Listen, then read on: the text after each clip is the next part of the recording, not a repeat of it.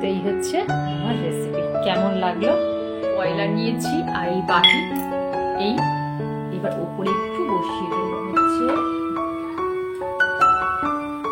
যেমন আমরা বাটার খাই বা জ্যাম খাই ব্রেডের উপর লাগিয়ে, সেম এটাও করতে পারো। ভীষণ ভালো একটা হেলদি একটা খাবার। স্যান্ড্রফ খেতে পারো, কিসানে খেতে পারো, যে কোনো কোম্পানি।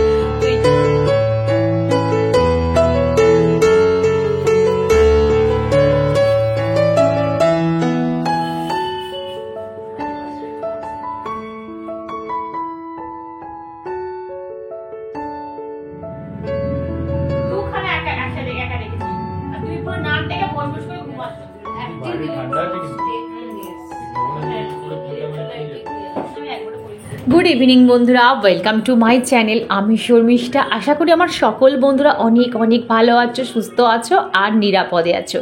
আমার অন্তর থেকে অনেক অনেক ভালোবাসা জানিয়ে নতুন একটা ব্লগ স্টার্ট করছি। আর এখন ঘড়িতে বাজে ওই 5টা 5:10 মতন।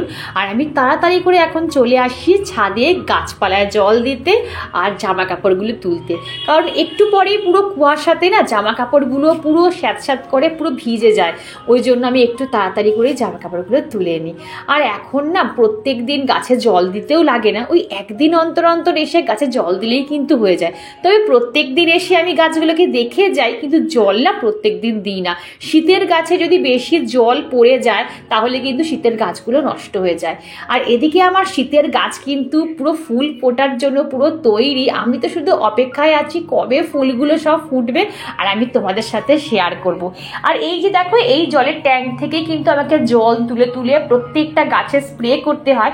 বলতে পারো আমার কিন্তু এক্সট্রা করে এক্সারসাইজ হয়ে যায়। আমার এখানে খানিকটা ওয়ার্কআউটও হয়ে যায়, আবার হাতেরও একটু এক্সারসাইজ হয়ে যায়। তো এখানে আমার গাছে দেখো জল দেওয়া কিন্তু কমপ্লিট। তো বন্ধুরা, আমার সব গাছে কিন্তু জল দেওয়া কমপ্লিট হয়ে গেছে। আর একটা জিনিস দেখাই চলো তোমাদের। আর দেখো আমাদের এখানে এই বাড়িটাতে মনে হয় বিয়ে, এই পাশটায় বিয়ে দেখায়। এই দেখো, এই বাড়িটাতে মনে হচ্ছে বিয়ে আছে। এত কাছে বাড়ি দেখো, তাও নিমন্ত্রণ নেই। মনটা খুব খারাপ হয়ে গেল। এই বছর আমাদের একটাও নিমন্ত্রণ পড়লো না। সকাল থেকে সানাইয়ের আওয়াজ পেয়ে যাচ্ছি। মনটা কীরকম লাগছে। যদি আমাদের নিমন্ত্রণ থাকতো, ওই সেজে গুজে যেতে পারতাম। শীতকালে আমার বিয়ে বাড়ি পেতে খুব ভালো লাগে। এই বছর একটাও নেই জানো। চলো, হয়ে গেছে, এইগুলো নিই, শুকিয়ে গেছে। চলো নিচে গিয়ে তোমাদের সাথে কথা বলছি।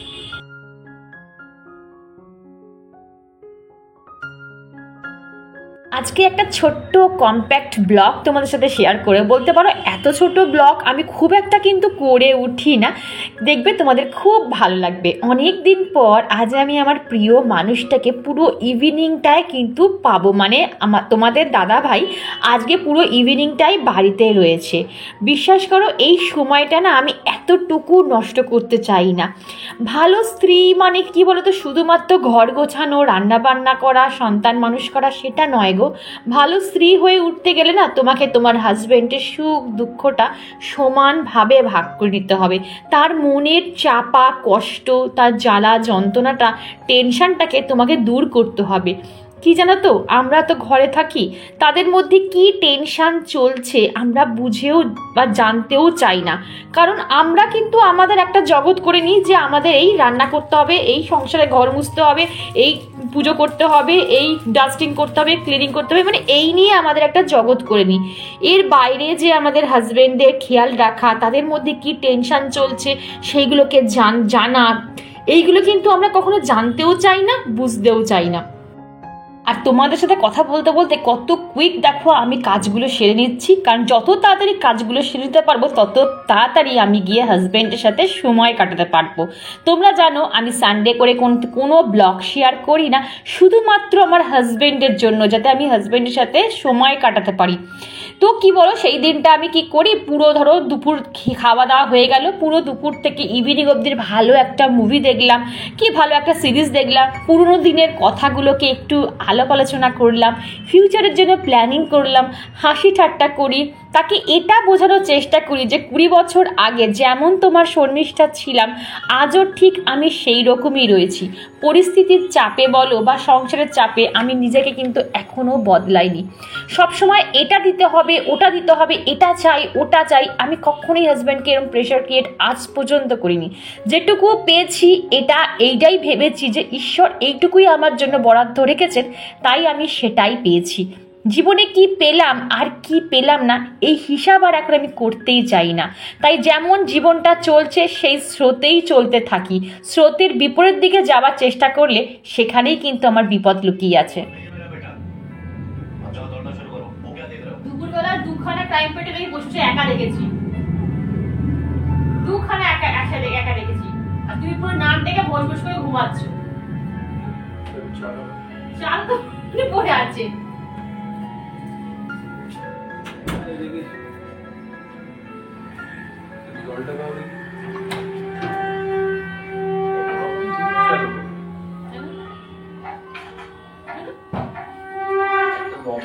দেখলাম এখন আবার দেখছি একটা এরকম কখন এখন যখন দেখলি লম্বা দেখছি तो जल्दी से बाजार जा। চোখ খুলে আচ্ছা বন্ধুরা, তোমাদের একটা কোয়েশ্চেন জিজ্ঞেস করছি, এখানে কার কার পতিদেবরা টিভি দেখতে দেখতে বেমানুন নাক ডেকে ঘুমিয়ে পড়ে? প্লিজ আমায় একটু কমেন্ট বক্সে জানিয়ে তো।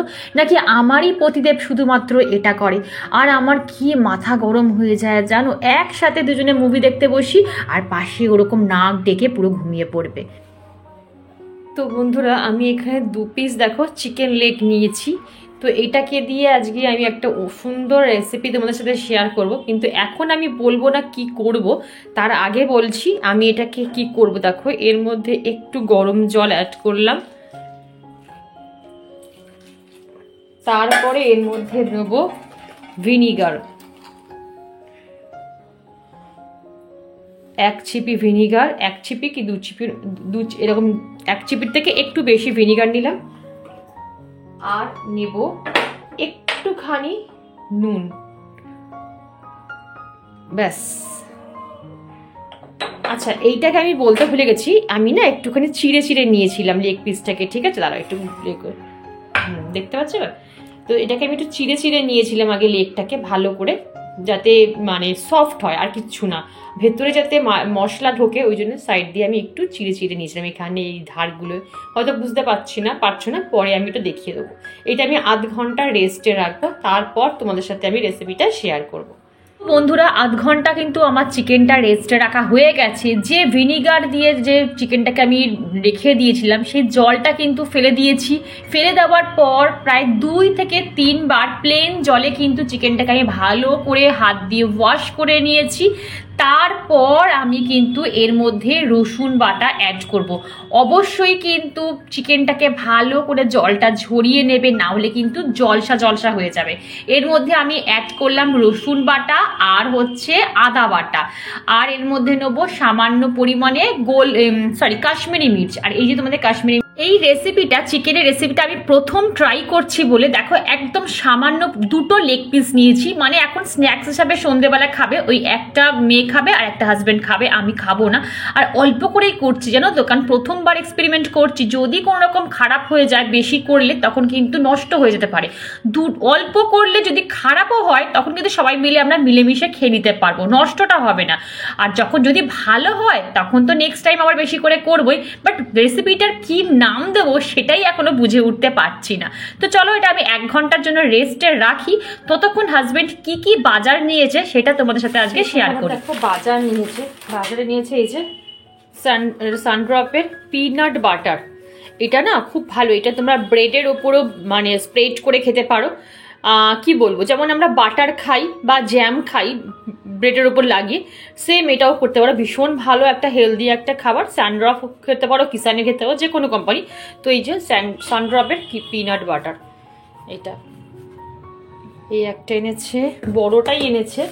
আর এখানে এই যে একটা ওয়ালনাট, আর কি এনেছে। আর আমরা বরাবরের পেপসুডেন্ট আমরা কোনো সময় চেঞ্জ করি না, একদম এইটাই আমাদের থাকে। গামকিওর যাদের প্রচণ্ড মানে মাড়ির সমস্যা, দাঁতের সমস্যা, তারা পেপসুডেন্ট বা সেন্সোডাইন এই দুটোর মধ্যে ইউজ করতে পারো, ভীষণ ভালো এই পেস্টটা। আর এই যে শীতের নেসকাফি, আমি কেউ খাই না, শুধুমাত্র মেয়ে খায় আর হাজব্যান্ড খায়। তো এই নেসকাফির ছোটোটাই এনেছে। আর নিয়ে এসছে অরিও, এই যে অরিও জাম্বো প্যাক, এইটা এই যে মেয়ে অরিও দিয়ে মানে কফি খেতে ভীষণ ভালোবাসে। তো এই হচ্ছে অরিও। আর এখানে রয়েছে সানলাইটে দুটো প্যাকেট। এই সানলাইটে দুটো প্যাকেট রয়েছে। এই হচ্ছে আজকে এক্ষুনি বাজারটা দিয়ে গেল। এই দেখিয়ে দিলাম তোমাদের, শুধুমাত্র ইভিনিংয়ের বাজারটা একবার দেখিয়ে দিলাম। এই হচ্ছে উইন্টারে শীতের চায়ের সাথে খাবার বা ব্রেকফাস্ট করার জিনিস। তো এদিকে চলো আমি তেলটা গরম করে নিই। এখানে প্লেন সাদা তেলও নিতে পারো, সর্ষের তেল নিতে পারো, যা খুশি তোমরা নিতে পারো। তো আমি এখানে প্রায় 4 চামচের মতন তেল, সর্ষের তেল একটুখানি উষ্ণ গরম করে নিচ্ছি। আর এখানে দেখো চিকেনটা কিন্তু আমার মোটামুটি 1 ঘন্টার জন্য ম্যারিনেট করা হয়ে গেছে। আচ্ছা, এর জন্য কিন্তু মেইন উপকরণ টক দই, জল ঝরানো টক দই কিন্তু লাগবে। দেখো টক দই আমি যেহেতু এখানে চিকেন লেগ দুটো নিয়েছি, আমি অল্প কোয়ান্টিটির টক দই নিয়েছি, বেশি আবার নিয়ে নিলে কিন্তু টক টক ভাগ চলে আসবে, যেহেতু সামান্য ভিনিগার দিয়ে কিন্তু আগেই আমরা ভিজিয়ে রেখেছিলাম চিকেনটা। আর এই ফুটন্ত তেলে আমি দিয়ে দিলাম 1 চামচ কাশ্মীরি মির্চ, ঠিক আছে, কালার হওয়ার জন্য। তেলের মধ্যে ভালো করে গুলে নিলাম। তার মধ্যে দিয়েছি আদা, কাঁচা লঙ্কা, রসুন বাটা, ঠিক আছে। তোমরা যেমন ঝাল খাও সেই অনুযায়ী তোমরা কিন্তু কাঁচা লঙ্কা বাটা নেবে। তার মধ্যে অ্যাড করছি হচ্ছে হলুদ গুঁড়ো, মিট মশলা, তারপর হচ্ছে চাট মশলা, আর সবার শেষে নিয়েছি আমি গরম মশলা। গরম মশলাটা আমি দিতেও পারো, আমি এটা দিয়েছি ভালো ফ্লেভার হওয়ার জন্য। আর ভালো করে দেখো আমি মিশ্রণটাকে গুলে নিয়েছি। সবার লাস্টে জল ঝরানো টক দইটা দিয়ে ভালো করে কিন্তু মানে নাড়তে হবে, যাতে সব ইনগ্রিডিয়েন্টসটা ভালো করে ব্লেন্ড হয়ে যায়, কোনো জায়গায় যেন মানে গুঁড়ো গুঁড়ো না থাকে। লাস্টে আমি একদম নুনটা অ্যাড করলাম, কারণ নুন প্রথমে অ্যাড করলে না বেশি পরিমাণে জল বেরিয়ে আসে। তারপরে যে ম্যারিনেট করা চিকেনটার উপর কিন্তু ভালো করে দিয়ে পুরো চিকেনটাই কিন্তু ভালো করে মাখাতে হবে। এটা অনেকটা কাবাব স্টাইলেরও বলতে পারো, কাবাব বাট পুরোপুরি কাবাব না, মানে ওই একটা কোনো রেসিপি হলো, মন থেকে যা আসে আমি করলাম, দেখি ট্রাই করে কেমন হয়। বাট বিশ্বাস করো, ট্রাস্ট মি, খেতে ব্যাপক হয়েছে। আর অল্প একটু গোলমরিচ অ্যাড করলাম, মানে গোলমরিচের ফ্লেভারটাও কিন্তু বেশ ভালো লাগে। তো এইভাবে দেখো আমি স্পুন দিয়ে দেখাচ্ছি, স্পুন দিয়ে না করে হাত দিয়ে ভালো করে ম্যারিনেট করবে। এখানে একটা হাঁড়ি, আমার তো তোমরা জানো মাইক্রোওভেন টাইক্রোওভেন কিচ্ছু নেই বন্ধু, আমাকে যাই করতে হয় এই হাঁড়িতেই করতে হয়। হাঁড়িটাকে একটু হিট করতে বসেছিলাম, তার উপর একটা স্ট্যান্ড দিয়ে এইবারে আমি কি করেছি, চিকেনটাকে দিয়ে দিয়েছি। গরম কি দিয়ে খাবি বল? এইটা ভাত দিয়ে খাবি? এটা অন্যরকম চিকেন। হ্যাঁ, পরোটা খাবি? পরোটি খাবি?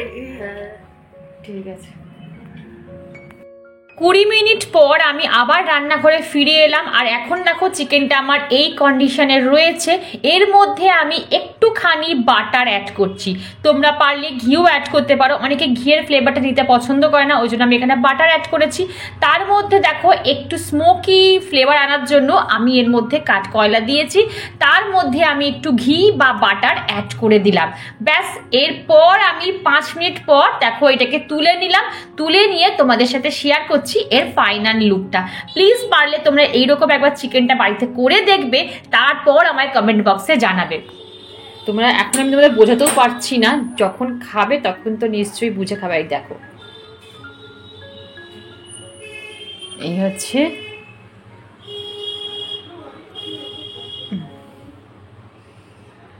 এটা গরম গরম এমনিও খেতে পারো, কি তোমরা পরোটা দিয়েও খেতে পারো, কি রুটি দিয়েও খেতে পারো, দারুণ লাগবে এরকম গরম গরম, বা শুধু শুধু খেতে পারো, কোনো অসুবিধা। তো এই হচ্ছে আমার রেসিপি, কেমন লাগলো?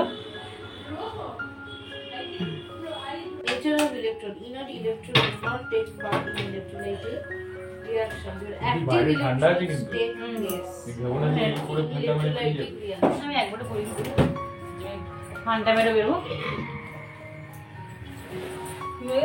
না নিয়ে গেলে আমি সোয়েটারও কিনতে পারবো না।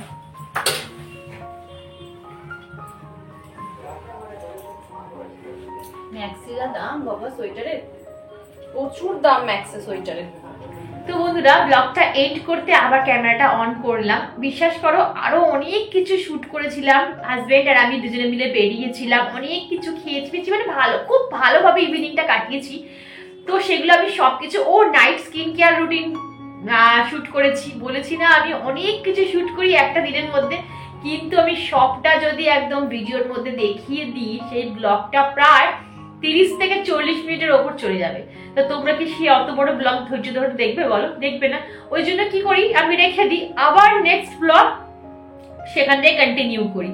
তো ওই জন্য ভাবলাম যে না, আর কিছু দেখানো যাবে না, আমি যে ঘুরতে যাচ্ছি সেইটুকু অবধি বন্ধুদের সাথে শেয়ার করি, তারপর ওখান থেকে কি কি কিনলাম, কোথায় গেলাম, এসে কিভাবে রূপচর্চা করলাম, নাইট স্কিন রুটিন কি কি করলাম, সেটা আবার একটা নেক্সট ব্লগে দেখাবো। তাহলে কি হয়, ব্লগটা বেশি বড় হয় না, তোমাদের দেখতেও সুবিধা হয় আর বুঝতেও সুবিধা হয়। আর তোমরা জানো যে আমি যেটাই বোঝাই একটু ধীরে সুস্থে টাইম নিয়ে বোঝাই, তাড়াতাড়ি করে আমি বোঝাতে পারি না। তো চলো বন্ধুরা, ভিডিওটা আজকে এইটুকুই রাখছি। ভিডিওর কোনো অংশ যদি ভালো লাগে তো প্লিজ চ্যানেলটা সাবস্ক্রাইব করে পাশে দেখো, লাইক করো, শেয়ার করো, কমেন্ট করতে কিন্তু একদম ভুলো না। আবার কাল দেখা হবে নতুন একটা ধামাকাদার ব্লগের সাথে। আর দেখিয়ে দিই, এই যে আমি বসে এখন এডিট করছি, ডায়েরি লেখা কমপ্লিট হয়ে গেছে, এবার আমি এডিট করছি। আর এই যে আমার এখানে বসেই কিন্তু আমি এডিট করি। আমাকে অনেক বন্ধু জিজ্ঞাসা করেছিল, যে শর্মিষ্ঠা বা দিদি ভাইকে একজন জিজ্ঞাসা করেছিল যে তুমি ভিডিও এডিট কি দিয়ে করো, মোবাইল দিয়ে না ল্যাপটপ থেকে? সাকিনাই বোধহয় জিজ্ঞাসা করেছিলেন।